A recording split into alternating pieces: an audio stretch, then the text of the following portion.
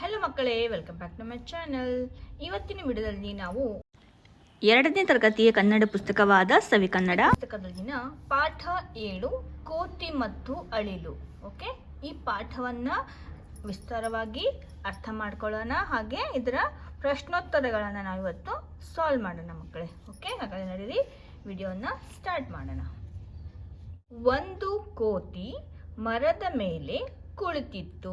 ನೋಡಿ, ಇಲ್ಲಿ ಕೋತಿ ಒಂದು ಮರದ ಮೇಲೆ ಕೂತಿದೆ. ಆ ಕೋತಿಯ ಬಾಲ ತುಂಬಾ ಉದ್ದವಿದೆ.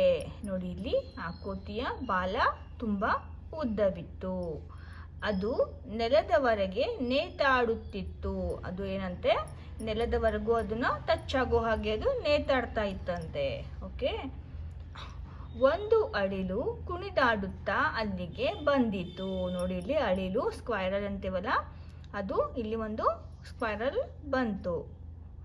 ಅದು ಕೋತಿಯ ಬಾಲ ನೋಡಿತು. ಕೋತಿಯ ಬಾಲವನ್ನ ಅದು ನೋಡುತ್ತೆ. ಈ ಜೋಕಾಲಿ ಎಷ್ಟು ಚಂದ ಎಂದು ಯೋಚಿಸಿತು. ಓಕೆ, ಅದು ಬಾಲವನ್ನ ಏನಂತ ಅನ್ಕೊಂತದು, ಅದು ಒಂದು ಜೋಕಾಲಿ ಇರಬಹುದು ಅಂತ ಅನ್ಕೊಂತು. ಕೋತಿಯ ಬಾಲ ಹಿಡಿದು ಅಳಿಲು ಜೀಕತೊಡಗಿತು. ಏನಂತೆ, ಇದು ಜೋಕಾಲಿ ಅಂತ ಅದನ್ನ ತಿಳ್ಕೊಂಡು ಬಾಲವನ್ನ ಹಿಡ್ಕೊಂಡು ಅದನ್ನ ಜೋತಾಡಕ್ಕೆ ಸ್ಟಾರ್ಟ್ ಮಾಡ್ತು, ಜೋಕಾಲಿ ಆಡಕ್ಕೆ ಸ್ಟಾರ್ಟ್ ಮಾಡ್ತಂತೆ. ಓಕೆ, ಕೋತಿಗೆ ಕಚ್ಚಗುಳಿ ಆಯಿತು. ಆ ಕೋತಿಗೆ ಏನಾಯ್ತು, ಒಂಥರ ಗುಳುಗುಳು ಕಚ್ಚುಗುಳಿ ಆದಂಗೆ ಆಯ್ತಂತೆ. ಅದು ಕೆಳಗೆ ನೋಡಿತು ಮತ್ತು ನಗುತ್ತಾ ಹೇಳಿತು. ಕೋತಿ ಏನ್ ಮಾಡುತ್ತೆ, ಕೆಳಗೆ ನೋಡ್ಬಿಟ್ಟು ಏನಾಗ್ತಾ ಇದೆ ಅಂತ ಕೆಳಗೆ ನೋಡಿ ಅದನ್ನ ನೇತಾಡ್ತಾ ಇರೋದನ್ನ ನೋಡಿ ಅಳಿಲು ತನ್ನ ಬಾಲಕ್ಕೆ ಅದಕ್ಕೆ ನಗು ಬಂತು. ತಂಗಿ, ಏನು ಮಾಡುತ್ತಿರುವೆ? ಅದು ತಂಗಿ ಕೋತಿ ಏನಂತ ಕೇಳುತ್ತೆ ಅಳಿಲಿಗೆ, ತಂಗಿ ಏನು ಮಾಡುತ್ತಿರುವೆ? ನನಗೆ ಕಚ್ಚುಗುಳಿಯಾಗುತ್ತಿದೆ. ಆಗ ಅಳಿಲಿಗೆ ಗಾಬರಿಯಾಯಿತು. ನನಗೆ ಕಚ್ಚುಗುಳಿ ಆಗ್ತಾ ಇದೆ, ನೀನೇನು ಮಾಡ್ತಾ ಇದೀಯಾ ಅಂತ ಆ ಕೋತಿ ಕೇಳುತ್ತೆ ಮಂಗ ಅಳಿಲಿಗೆ. ಆಗ ಅಳಿಲಿಗೆ ಗಾಬರಿಯಾಯಿತು. ಸಡನ್ ಆಗಿ ಏನಾಯಿತು, ಅಳಿಲಿಗೆ ಒಂಥರ ಹೆದರಿಕೆ ಆಯಿತು. ಓಕೆ, ಮಂಗಣ್ಣ, ಇದು ನಿನ್ನ ಬಾಲವೇ? ಜೋಕಾಲಿ ಎಂದು ತಿಳಿದು ಜೀಕುತ್ತಿದ್ದೆ. ಏನಂತ ಹೇಳುತ್ತೆ ಅದು ಅಳಿಲು, ಓ ಮಂಗಣ್ಣ, ಇದು ನಿನ್ನ ಬಾಲನಾ? ನಾನು ಜೋಕಾಲಿ ಅಂತ ಅದನ್ನ ತಿಳ್ಕೊಂಡ್ಬಿಟ್ಟು ನಾನು ಜೀಕ್ತಾ ಇದ್ದೆ, ನನ್ನನ್ನ ಕ್ಷಮಿಸು. ಓಕೆ, ನನ್ನ ಕ್ಷಮಿಸು ಎಂದು ಹೇಳಿತು. ಬಾಲವನ್ನ ಬಿಟ್ಟಿತು. ಹಾಗಂತ ಹೇಳಿ ಬಾಲವನ್ನ ಬಿಟ್ಟಿತು. ಅಳಿಲು ಓಡಿ ಹೋಗಿ ಮರದ ಕೊಂಬೆಯನ್ನ ಏರಿತು.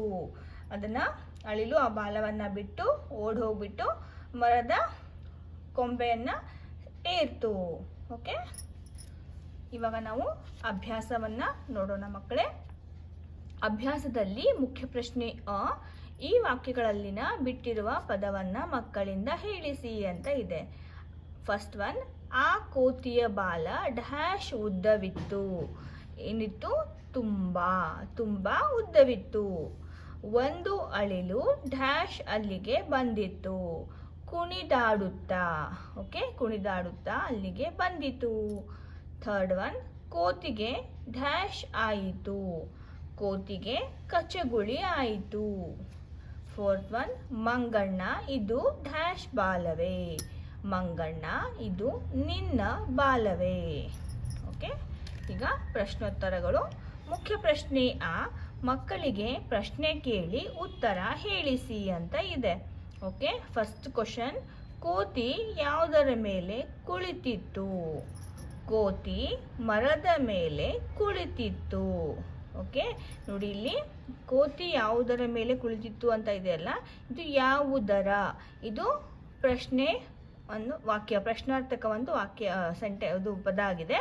ನೋಡಿ ಇಲ್ಲಿ ಮರದ ಅಂತ ಆ್ಯಡ್ ಮಾಡ್ಬೇಕಿಲ್ಲಿ. ನೋಡಿ ಇಲ್ಲಿ ಕೋತಿ ಕೋತಿ ಇದೆ, ಯಾವುದರ ಅಂತ ಇದೆಯಲ್ಲ ಇದನ್ನ ರಿಪ್ಲೇಸ್ ಮಾಡಿ ಮರದ ಮೇಲೆ ಕುಳಿತಿತ್ತು. ಓಕೆ, ನೀವು ಇಲ್ಲಿ ಸೇರಿಸಬೇಕಾಗಿದ್ದು ಒಂದೇ, ಮರದ ಅಂತ. ಇಲ್ಲಿ ನೀವು ಯಾವುದರ ತೆಗೆದ್ಬಿಟ್ಟು ಮರದ ಅಂತ ನೀವು ಇಲ್ಲಿ ಸೇರಿಸಿದ್ರೆ ನಿಮಗೆ ಇದು ಆನ್ಸರ್ ಬರುತ್ತೆ. ಓಕೆ, ಕೋತಿಯ ಬಾಲ ಹಿಡಿದು ಯಾವುದು ಜೀಕತೊಡಗಿತು? ಅಳಿಲು ಕೋತಿಯ ಬಾಲ ಹಿಡಿದು ಜೀಕತೊಡಗಿತು. ಓಕೆ, ಇಲ್ಲಿ ಯಾವುದು ಅಂತ ಇದನ್ನು ತೆಗೆದುಬಿಟ್ಟು ಇಲ್ಲಿ ಅಳಿಲು ಅಂತ ಸೇರಿಸಬೇಕು. ಅಳಿಲು ಕೋತಿಯ ಬಾಲ ಹಿಡಿದು ಜೀಕತೊಡಗಿತು.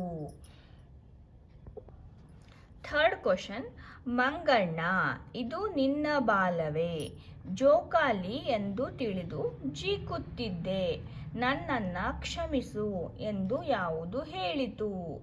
ಅಳಿಲು ಹೇಳಿತು. ಓಕೆ, ಈ ವಾಕ್ಯವನ್ನ ಯಾರು ಹೇಳ್ತಾರೆ? ಮಂಗಣ್ಣನಿಗೆ ಅಳಿಲು ಹೇಳುತ್ತೆ, ಹಾಗಾಗಿ ಅಳಿಲು ಹೇಳಿತು ಅಂತ ಬರೀಬೇಕು. ಫೋರ್ತ್ ಒನ್, ಅಳಿಲು ಹೇಗೆ ಹೋಗಿ ಮರದ ಕೊಂಬೆಯನ್ನ ಏರಿತು? ಅಳಿಲು ಓಡಿ ಹೋಗಿ. ಓಕೆ, ಈ ವಾಕ್ಯವನ್ನ ನೀವು ಇವನ್ನ ಪದವನ್ನ ಸೇರಿಸಿದ್ರೆ ನಿಮ್ಮ ಉತ್ತರ ಮುಗಿಯುತ್ತೆ. ಓಕೆ, ಓಡಿ ಹೋಗಿ ಇಲ್ಲಿದೆ ಅಲ್ಲ, ಇದನ್ನ ರಿಪ್ಲೇಸ್ ಮಾಡಿಬಿಟ್ಟು ಇಲ್ಲಿ ಓಡಿ ಹೋಗಿ ಅಂತ ಬರಬೇಕು. ಅಳಿಲು ಓಡಿ ಹೋಗಿ ಮರದ ಕೊಂಬೆಯನ್ನ ಏರಿತು. ಓಕೆ, ನೋಡಿ ಇಲ್ಲಿ ಮುಖ್ಯ ಪ್ರಶ್ನೆ ಈ ಮಾದರಿಯಂತೆ ವಾಕ್ಯಗಳನ್ನ ಮಾಡಿ ಮಕ್ಕಳಿಂದ ಹೇಳಿಸಿ ಅಂತ ಇದೆ. ಮಾದರಿ ಕೋತಿ, ಮರ, ಬಾಲ ಅಂತ ಕೊಟ್ಟಿದ್ದಾರೆ. ಇಲ್ಲಿ ಅವರು ಇದನ್ನ ಯೂಸ್ ಮಾಡ್ಕೊಂಡ್ಬಿಟ್ಟು 3 ವಾಕ್ಯವನ್ನ ರಚನೆ ಮಾಡಿದ್ದಾರೆ ಮಕ್ಕಳೇ. ನೋಡಿ ಇಲ್ಲಿ ಕೋತಿ, ಕೋತಿ ಒಂದು ಪ್ರಾಣಿ. ಓಕೆ, ಸೆಕೆಂಡ್ ಒನ್ ಇದರಲ್ಲಿ ಮರ ಇದು ಬಂದಿರಬೇಕು. ಕೋತಿಯು ಮರವನ್ನ ಹತ್ತುತ್ತದೆ. ನೋಡಿ ಇಲ್ಲಿ ಮರ ಇದೆ ಅಲ್ಲ, ಇಲ್ಲಿ ಮರ ಇದೆ. ಈಗ ಥರ್ಡ್ ಸೆಂಟೆನ್ಸ್ ಅಲ್ಲಿ ಈ ಪದ ಬಂದಿರಬೇಕು. ಕೋತಿಗೆ ಬಾಲವಿದೆ. ನೋಡಿ ಇಲ್ಲಿ ಬಾಲ ಇದೆ ಅಲ್ಲ, ಥರ್ಡ್ ಸೆಂಟೆನ್ಸ್ ಅಲ್ಲಿ ನಾವು ಇದನ್ನ ಯೂಸ್ ಮಾಡಬೇಕು. ಓಕೆ, ಅದೇ ರೀತಿ ನೋಡಿ ಇಲ್ಲಿ ಮುಖ್ಯ ಪ್ರಶ್ನೆ ಈ ಪದಗಳನ್ನ ಮಕ್ಕಳಿಂದ ಹೇಳಿಸಿ ಅಂತ ಇದೆ. ಅಳಿಲು, ಮರ, ಬಾಲ.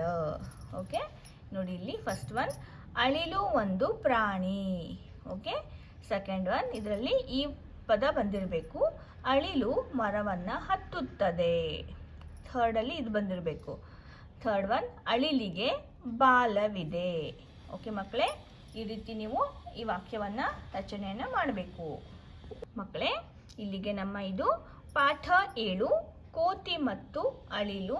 ಈ ಪಾಠ ನಾವು ಪಾಠದ ಎಲ್ಲ ಪ್ರಶ್ನೋತ್ತರಗಳನ್ನು ಹಾಗೂ ಎಲ್ಲ ಅಭ್ಯಾಸಗಳನ್ನು ನಾವು ಸಾಲ್ವ್ ಮಾಡಿದ್ವಿ.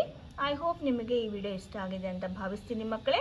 ಮುಂದಿನ ವಿಡಿಯೋದಲ್ಲಿ ನಾವು ಮುಂದಿನ ಪಾಠದ ಕ್ವಶನ್ ಆನ್ಸರ್ಸ್ ಮತ್ತು ಅದನ್ನ ಪಾಠವನ್ನು ನಾವು ವಿಸ್ತಾರವಾಗಿ ತಿಳಿದುಕೊಳ್ಳೋಣ. ಅಲ್ಲಿವರೆಗೂ ಮಕ್ಕಳೇ ಟೇಕ್ ಕೇರ್, ಬಾಯ್ ಬಾಯ್.